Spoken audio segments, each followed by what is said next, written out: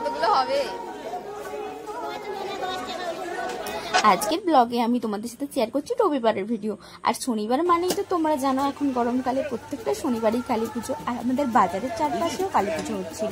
আর সেই জন্য কিন্তু মাইকে গানও বাজছিল, তাই তোমরা আমার বাজার করা এনজয় করার সাথে একটু সুন্দর সুন্দর মা কালীর গানও শুনে না যায়।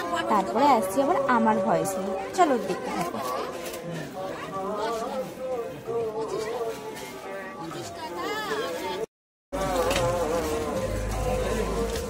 আলু উঠে গেছে।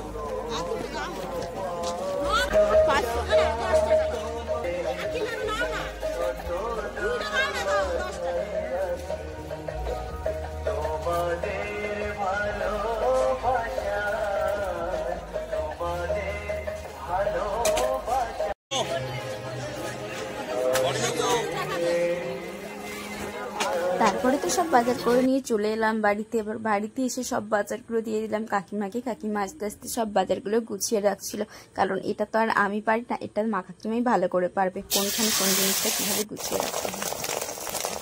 আর তারপরে দেখো আমি একটু হেলদি খাবার খেতে বেশি পছন্দ করি, আর যার জন্য আমি সবসময় তেল ছাড়া রান্না করাটাই বেশি পছন্দ করি।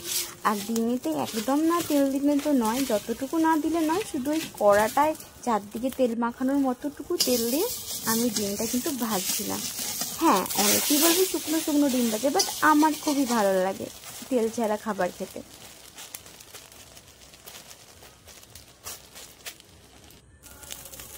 কিন্তু যারা একটু সুন্দর করে তেল তেল যে স্পাইসি স্পাইসি করে খেতে পছন্দ করে তারা কিন্তু একদমই ভালো লাগবে না তাদের।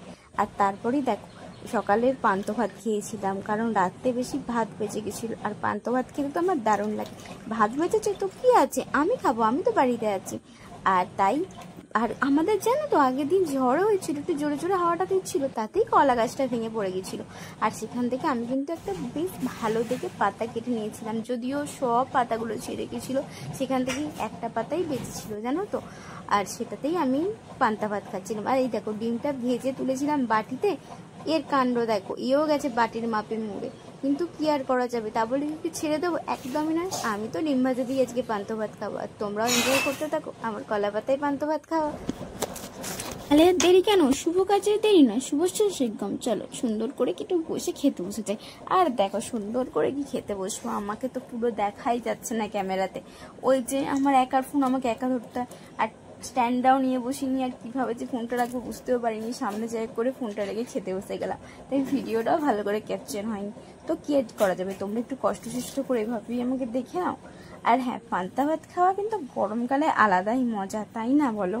আবারই তোমরা জানো প্রথমবার আমি কলা পাতায় খাচ্ছি। তো যাই হোক, আসল যে কথাটা তোমাদেরকে অবশ্যই বলি সেটা হচ্ছে, তোমরা কিন্তু যারা যারা আমার চ্যানেলটায় ভিডিও দেখছো কিন্তু সাবস্ক্রাইব করোনি, প্লিজ প্লিজ প্লিজ একটু সাবস্ক্রাইব করে দিও, আর লাইক কমেন্ট করে দিও, তোমাদের মতামত অবশ্যই কমেন্টে জানিয়ে দিও। আর যারা যারা নতুন নতুন ভিডিও বানাচ্ছ তো অবশ্যই তারা কিন্তু একদমই কমেন্ট করতে ভুলো না।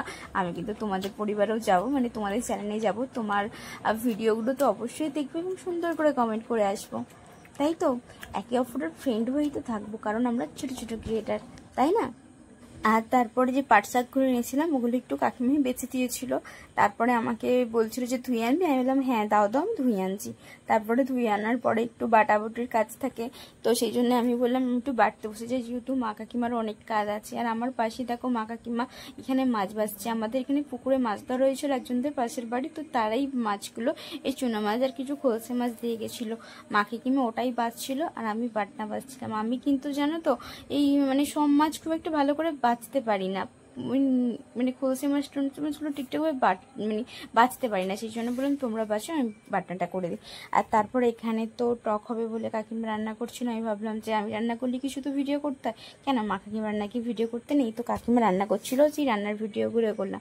এই তরকারিটা রাত্রের জন্য তোলা ছিল, আর তারপরে এই শাক ভাজা হচ্ছিল, তারপরে আর যা যা তরকারি হচ্ছিলো দেখো কিছু কিছু যতটা পারলাম তোমাদেরকে দেখিয়ে দিলাম।